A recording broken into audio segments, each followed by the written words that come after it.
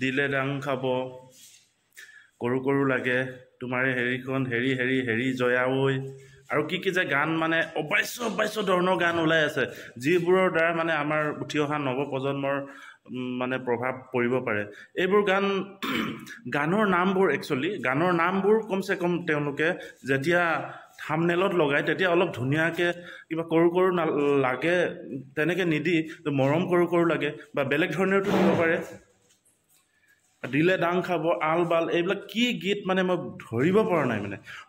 মানে অসমৰ উঠি অহা নৱপ্ৰজন্মক সঁচাকৈ অলপ হ'লেও এই ক্ষেত্ৰত মানে বেয়া প্ৰভাৱটো পৰিব গতিকে ইমান মুকলিকৈ সকলোবোৰ গীত গোৱাটো মোৰ মতে মাৰ্জিত নহয় গতিকে হেল্ল' কি খবৰ আপোনালোকৰ ভালেনে আপোনালোকৰ সকলোৰে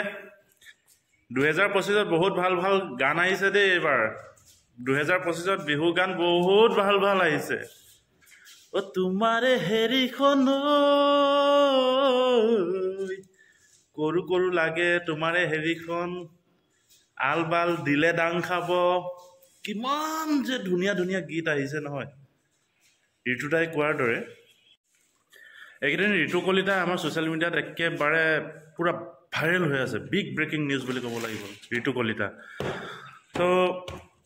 তেখেতে দুটা চৰ্ত ৰাখিছে গায়কসকলৰ দৰদামটো বেছি হৈছে বুলি কৈছে আৰু লগতে কিছুমান অমাৰ্জিত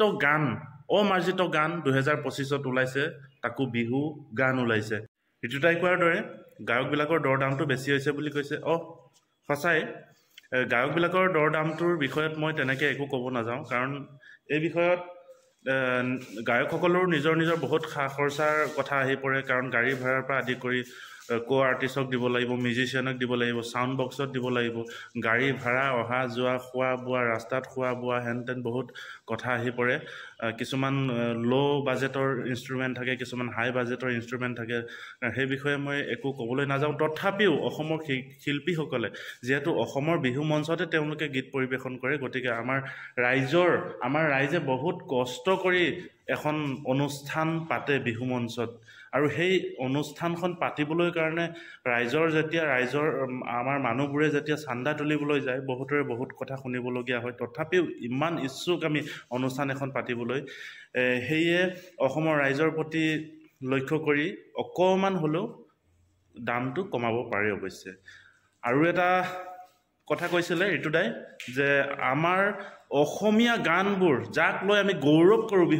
বিহু গীত বুলি ক'লে অসমীয়া বিহু গীত ক'লে অসমীয়া অসম জাগি উঠে যাক লৈ আমি গৌৰৱ কৰোঁ স্বাভিমান আমাৰ বিহু গতিকে তেনে ক্ষেত্ৰত অমাৰ্জিত গানবোৰ শুনিলে মানে নকওঁ বুলি ভাবিছিলোঁ এই ক্ষেত্ৰত কিন্তু ক'ব লগা বাধ্য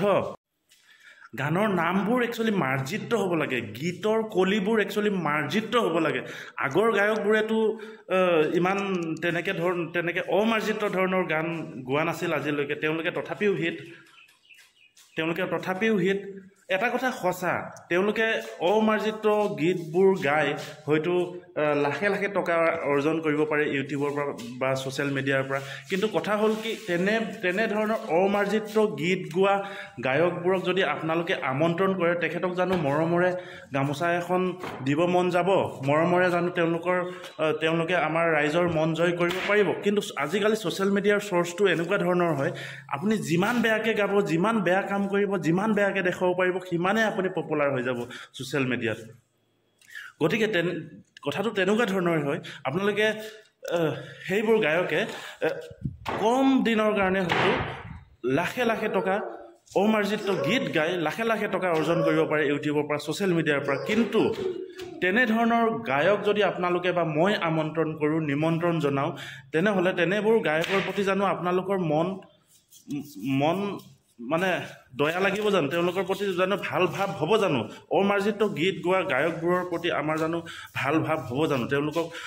সন্মান কৰিব মন যাব জানো মঞ্চত বিহু মঞ্চত আৰু আমাৰ বিহু মঞ্চত সেইবোৰ গীত আমি গোৱাব বিচাৰিম জানো আমাৰ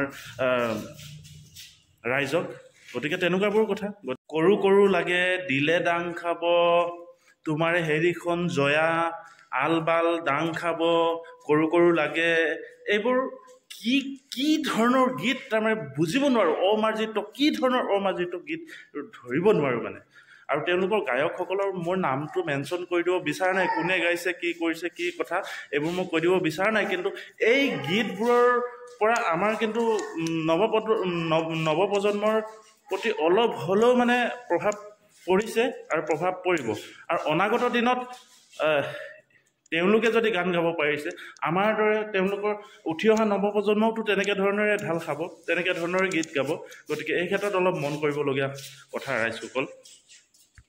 ঋতুদাই কোৱাৰ দৰে মোৰ কথাটো যদি আপোনালোকে একমত হয়, তেনেহ'লে আপোনালোকে ভিডিঅ'টো কাইণ্ডলি শ্বেয়াৰ কৰিব বুলি